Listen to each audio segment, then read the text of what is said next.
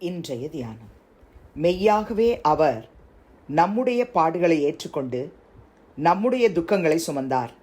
நாமோ அவர் தேவனால் அடிபட்டு வாதிக்கப்பட்டு சிறுமைப்பட்டவர் என்று எண்ணினோம். ஏசாயா 53:4. ஆண்டவரும் இரட்சகருமாகிய இயேசு கிறிஸ்துவின் நாமத்தினாலே இந்த காலை வேளையிலே இன்றைய தியான நிகழ்ச்சியின் வாயிலாக உங்கள் ஒவ்வொருவரையும் சந்திப்பதில் நான் கிறிஸ்துவுக்குள் மிக்க மகிழ்ச்சி அடைகிறேன். பிரியமானவர்களே, ஆண்டவராகிய இயேசு கிறிஸ்துவினுடைய பாடுகளை குறித்து எழுதப்பட்டதான அதிகாரம் இந்த ஏசாயா 53 அதிகாரம். நம்முடைய ஆண்டவராகிய இயேசு கிறிஸ்து மெய்யாகவே நம்முடைய பாடுகளையெல்லாம் ஏற்றுக்கொண்டார், நம்முடைய துக்கங்களையெல்லாம் சுமந்தார்.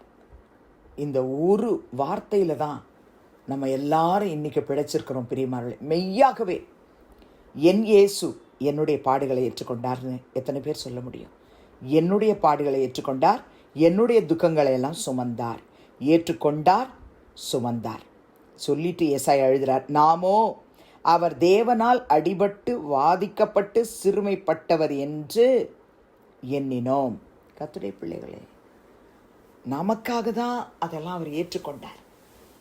உலக மக்களுக்காக, 5 கண்ட மக்களுக்காக அவர் தம்முடைய பிதாவின் இடத்திலிருந்து அனுப்பப்பட்டார், பரத்திலிருந்து அனுப்பப்பட்டார்.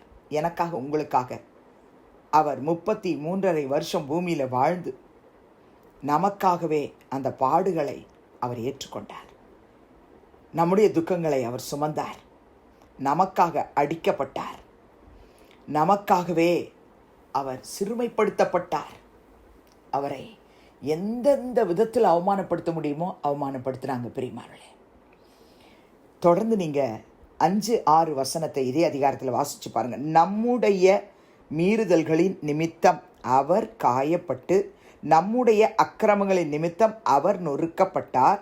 நமக்கு சமாதானத்தை உண்டு பண்ணும் ஆக்கினை அவர் மேல் வந்தது, அவருடைய தழும்புகளால் குணமாகிறோம் என்று சொல்லி ஏசாயா எழுதுகிறார். உண்மையாகவே இந்த வசனத்தை படிக்கும் பொழுது நம்முடைய கண்களிலிருந்து கண்ணீர் வரணும். பிரியமானவர்களே, நம்முடைய மீறுதல்களின் நிமித்தம் எனக்கு கிடைக்க வேண்டிய தண்டனையை அவர் ஏற்றுக்கொண்டார், அவர் காயப்பட்டார்.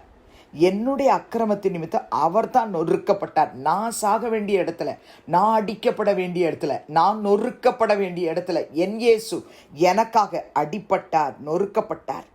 எனக்கு சமாதானத்தை உண்டு பண்ணும் ஆக்கினை அவர் மேலே அவர் ஏற்றுக்கொண்டார். அவருடைய தழும்புகளால் குணமாகிறோம்.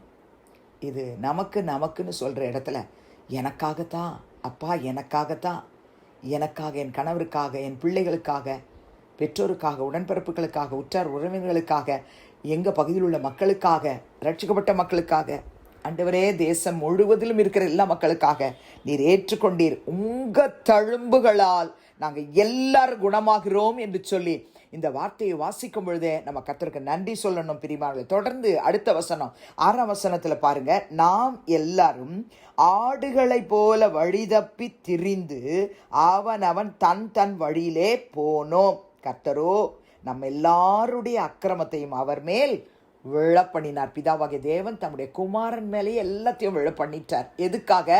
நம்மள அவர் நேசிச்சதுனால. நாம சுகமாக இருக்கணும், நாம பலத்தோடு இருக்கணும், நாம விடுதலையோடு இருக்கணும், நாம ரட்சிக்கப்படணும், நாம பரிசுத்தமாகணும் அப்படிங்கிறதுக்காக தன்னுடைய குமாரன் மேல எல்லாத்தையும் விழப்பண்ணிட்டாராம். பிரியமானவர்களே, இதே அதிகாரம் 11-12 வசனத்தை பாருங்க.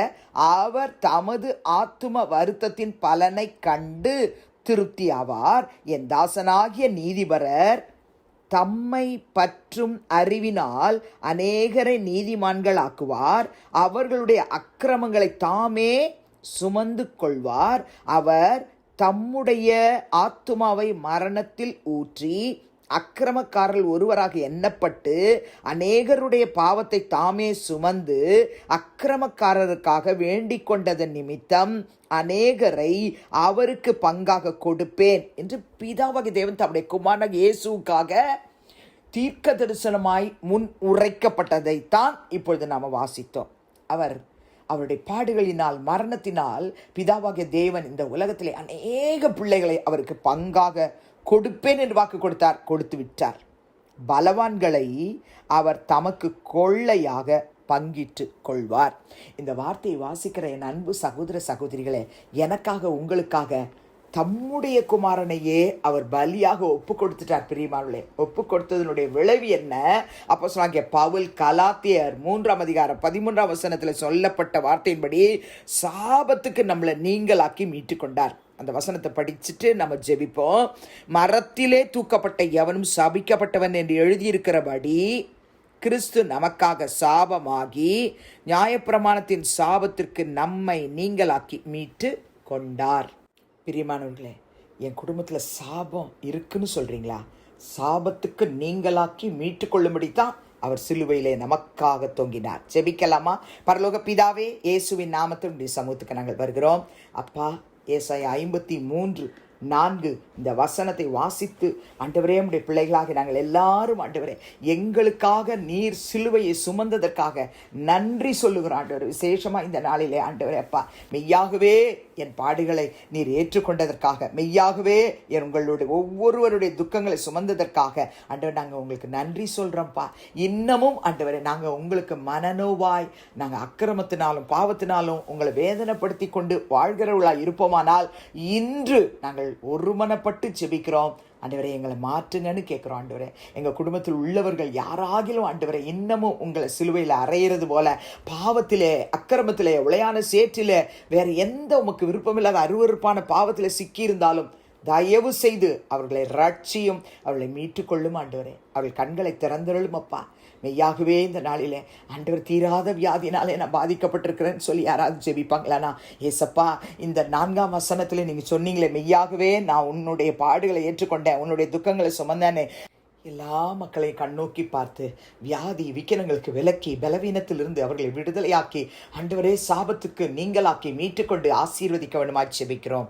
இயேசுவின் நாமத்தில் பிதாவே, ஆமேன். கிறிஸ்துவுக்குள் பிரியமானவர்களே, இந்த நாளிலே கர்த்தர் தாமே உங்களோடு கூட இருப்பாராக, உங்களை ஆசீர்வதிப்பாராக, உங்களை நடத்துவாராக. ஆமேன்.